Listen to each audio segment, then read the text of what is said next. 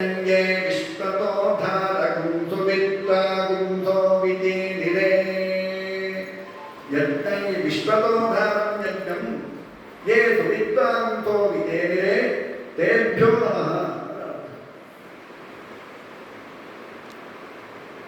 ವಿಶ್ವಕ್ಕೆ ಆಧಾರ ಸ್ವರೂಪದಲ್ಲಿರುವಂತಹ ಈ ಯಜ್ಞ ಅಂತ ಹೇಳಿದ್ರೆ ಅಲ್ಲಿ ವೇದ ಅಂತ ಅರ್ಥ. ವೇದಗಳನ್ನು ಕಂಡು ಹಿಡಿದಂತಹ ಸುವಿದ್ವಾಂಸಃ ಅಂತ ಹೇಳಿದ್ರೆ ಋಷಿಮುನಿಗಾದಿಗಳು ಅಂತ ಹೇಳ್ತಾರೆ. ಋಷಿಮುನಿವರಿಯರು ವೇದಗಳನ್ನು ಈ ಜಗತ್ತಿಗೆ ಆಧಾರ ಸ್ವರೂಪದಲ್ಲಿರುವಂತಹ ವೇದಗಳನ್ನು ಕಂಡು ಹಿಡಿದಂತಹ ಋಷಿ ಸಮೂಹಕ್ಕೆ ನಮ್ಮ ನಮಸ್ಕಾರ ಅಂತ ಅರ್ಥ. ಅವಾಗ ಋಷಿ ಮುನಿಗಳು ಇಲ್ಲಿ ನಮಗೆ ಬೇಕಾದಂತಹ ಜೀವನಕ್ಕೆ ಮಾಡಲಿಕ್ಕೆ ಬೇಕಾದಂತಹ ಶಾಸ್ತ್ರ ವ್ಯವಸ್ಥೆಯನ್ನು ಮಾಡಿ ಇಟ್ಟಿದ್ದಾರೆ. ಇನ್ನು ನಮಗೆ ಅದರಲ್ಲಿ ತಿದ್ದುಪಡಿ ಮಾಡಲಿಕ್ಕೆ ಅಂತ ಯಾವ ಶಾಸ್ತ್ರದಲ್ಲೂ ಇಲ್ಲ. ಶಾಸ್ತ್ರವನ್ನು ತಿದ್ದಲಿಕ್ಕೆ ನಮಗೆ ಅಧಿಕಾರವೂ ಇಲ್ಲ.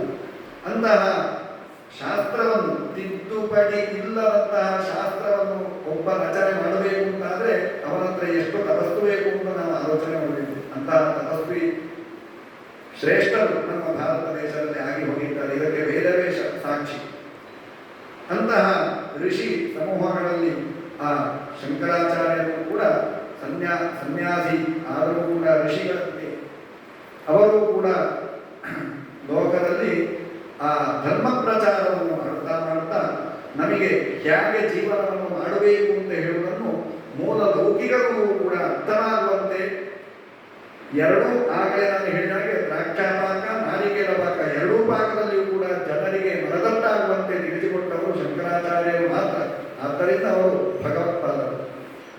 ಅಂತಹ ಶಂಕರಾಚಾರ್ಯರ ಜೀವನದ ಒಂದಂಶವಾದರೂ ಇವತ್ತು ನಾವೊಂದು ಪ್ರತಿಜ್ಞೆಯನ್ನು ಮಾಡುವಂತಹ ಜೀವನದಲ್ಲಿ ಶಂಕರಾಚಾರ್ಯರ ಯಾವುದಾದರೂ ಒಂದು ಆದರ್ಶ ನಮಗೆ ಅವರು ಹೇಗೆ ಜೀವನ ಮಾಡಿದ್ದಾರೆ ಅಂತ ಹೇಳುವಂಥದ್ದು ಎಲ್ಲರಿಗೂ ಮನದಟ್ಟಾಗಿರುವಂತಹ ವಿಚಾರ. ಶಂಕರ ದಿಗ್ವಿಜಯಾದಿಗಳು ಪುಸ್ತಕಗಳು ಆ ಶಂಕರಾಚಾರ್ಯರ ಜೀವನ ಚರಿತ್ರೆಯನ್ನು ಹೇಳುತ್ತವೆ. ಹಾಗೆ ಆ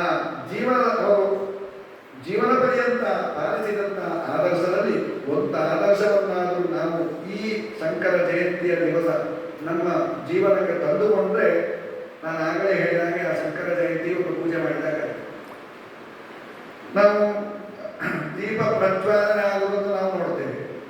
ಕತ್ತಲಿನಲ್ಲಿ ಹೇಗೆ ನಾವು ದೀಪ ಉರಿಸುವಾಗ ಕೇವಲ ದೀಪ ಪ್ರಕಾಶಯತಿ ಅಂತ ಇರುವುದು. ಆ ಪ್ರಕಾಶಯತಿ ಅಂತ ಹೇಳಿ ಪಠತಿ ಪಾಠಯತಿ, ಪುಸ್ತಕವನ್ನು ಪಠತಿ ಪುಸ್ತಕವನ್ನು ಓದುತ್ತಾನೆ, ಪುಸ್ತಕವನ್ನು ಪಾಠಯತಿ ಇನ್ನೊಬ್ಬ ಓದುವಂತೆ ಮಾಡುತ್ತಾನೆ. ಆದರೆ ದೀಪ ಪ್ರಕಾಶಯತಿ ಅಂತ ಹೇಳಿದ್ರೆ ಒಂದು ದೀಪ ಉಳ್ಕೊಂಡು ಸ್ವಯಂ ಬೆಳಗುತ್ತಾ ಉಂಟು. ಮಾತ್ರವಲ್ಲ, ಅದರ ಸುತ್ತಮುತ್ತ ಯಾವ ವಸ್ತು ಉಂಟು ಅದು ಕಾಣುವಂತೆ ಅದು ಮಾಡುತ್ತದೆ. ಆ ಶಕ್ತಿ ದೀಪಕ್ಕೊಂದು ನೋಡಿ. ಹಾಗೆ ನಮ್ಮ ಒಳಗಿರುವಂತಹ ಚೈತನ್ಯ ಕೇವಲ ನಾವು ಪ್ರಕಾಶ ಆದರೆ ಸಾಕಾಗುವುದಿಲ್ಲ. ನಾವು ಜೀವನ ದೀಪದಂತೆ ನಮ್ಮ ಸುತ್ತಮುತ್ತ ಇರುವಂತಹ ಸಣ್ಣ ಪ್ರಕಾಶಗಳು ಯಾವುದು ಅದನ್ನು ಪುನಃ ಪ್ರಕಾಶ ಕೊಡುವಂತೆ, ಅದು ಪ್ರಕಟವಾಗುವಂತೆ, ಸಮಾಜದಲ್ಲಿ ತೋರುವಂತೆ ತಯಾರು ಮಾಡುವಂತೆ ನಾವು ಆಗಬೇಕು. ಈ ಕಾಲದಲ್ಲಿ ಅದು ಅತ್ಯವಶ್ಯಕ. ಹಾಗಾದರೆ ಶಂಕರಾಚಾರ್ಯರಿಗೆ ಸಂತೋಷ ಅಲ್ಲ. ಶಂಕರಾಚಾರ್ಯರು ಅವರ ಆಶಯ ಹಾಗೆ ಆಗಬೇಕು ಅಂತ ಹೇಳುವಂಥದ್ದು ಆಶೆ. ಹಾಗಾಗಿ ಒಂದು ಆದರ್ಶವನ್ನಾದರೂ ಜೀವನದಲ್ಲಿ ಪರಿಪಾಲನೆಯನ್ನು ಮಾಡಬೇಕು. ಕೊನೆಯದಾಗಿ ಶಂಕರಾಚಾರ್ಯರ ಅವರು ಜೀವನವನ್ನು ಯಾವ ರೀತಿ ಕೊನೆಗೊಳಿಸಿದರು, ಅವತಾರವನ್ನು ಯಾವ ರೀತಿಯಲ್ಲಿ ನಿರ್ಯಾಣ ಆಯಿತು ಅಂತ ಹೇಳೋದು ಶಂಕರಾಚಾರ್ಯರ ಜೀವನ ಚರಿತ್ರೆಯಲ್ಲಿ ಕೊನೆಯ ಒಂದು ಅವರು ಪಂಚೀಕರಣವನ್ನು ಮಾಡಿದ್ದಾರೆ. ಅವರ ತಪಸ್ಸೆಷ್ಟು ಅಂತ ನೋಡಿ. ಪಂಚೀಕರಣ ವಿಭಾಗದ ಮೂಲಕ ಶರೀರವನ್ನು ಈ ಪಂಚಭೂತದಲ್ಲಿ ಲೀನ ಮಾಡಿದ್ದಾರೆ ಅಂತ ಹೇಳಿದರೆ, ಈ ಪಂಚೀಕರಣ ಅಂತ ಹೇಳುವಂಥದ್ದು ಸಾಮಾನ್ಯವಾದಂತಹ ವಿಚಾರ ಅಲ್ಲ.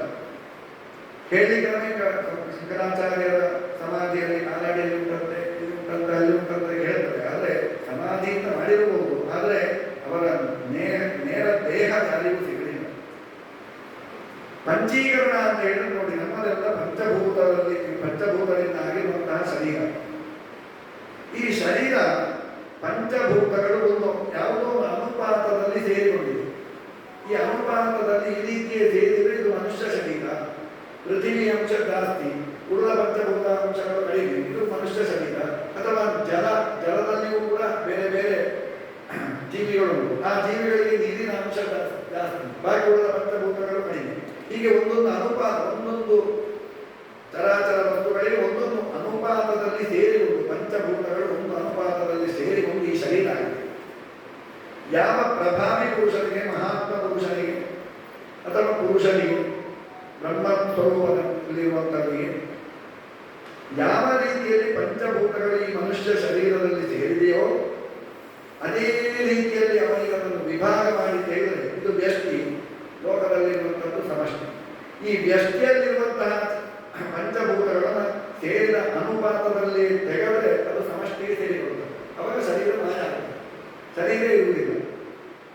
ಇದೇ ಮನೋವೇಗದಲ್ಲಿಯೂ ಹೀಗೆ. ಆರ್ಯಾಂಬೆ ಶಂಕರಾಚಾರ್ಯರ ಇನ್ನೊಂದು ಬರಬೇಕು, ಕೊನೆಯ ಕಾಲಕ್ಕೆ ನೀನು ಬರಬೇಕು ಅಂತ ಹೇಳಿ ಮಗನಲ್ಲಿ ಹೇಳಿದ್ದಾರೆ ಮೊದಲು. ಅವಾಗ ಯಮುನಾ ತೀರದಲ್ಲಿ ಶಂಕರಾಚಾರ್ಯರು ಅಧ್ಯಾಪನವನ್ನು ಮಾಡ್ತಾ ಇರುವಂತಹ ಸಂದರ್ಭದಲ್ಲಿ ಕಾಲಾಡಿಯಲ್ಲಿರುವಂತಹ ಆರ್ಯಾಂಬೆ ಮಗನೇ ಅಂತ ಕರೆದಾಗ, ಓ ಅಮ್ಮ ಕರೀತಾ ಇದ್ದಾರೆ ಅಂತ ಹೇಳಿ ಆಟವನ್ನು ಅಲ್ಲಿಗೆ ನಿಲ್ಲಿಸಿ ಅವರು ಮನೋವೇಗದಲ್ಲಿ ಅಲ್ಲಿಗೆ ಬಂದರು. ಇಲ್ಲಿಗೆ ಕಾಲಾಡಿಗೆ, ಯಮುನಾ ತೀರದಲ್ಲಿ ಕಾಲಾಡಿಗೆ ಬಂದರಂತೆ. ಬಂದು ಪಂಚೀಕರಣದ ವಿಭಾಗದಲ್ಲೇ ಬಂದರು. ಇಲ್ಲಿ ಪಂಚಭೂತಗಳಿಂದ ಈಗ ನಾವು ಪುತ್ತೂರು ಅಂತ ಗ್ರಹಿಸಿದ್ವಿ, ಶರೀರದಲ್ಲಿ ಮನಸ್ಸಿನಲ್ಲಿ ಸಂಕಲ್ಪ ಮಾಡಿದ್ವಿ. ಅಲ್ಲಿ ಇದೇ ಅನುಪಾತದಲ್ಲಿ ಶರೀರ ಸೇರಿದರೆ ಹಾಗಾಗ್ತದೆ.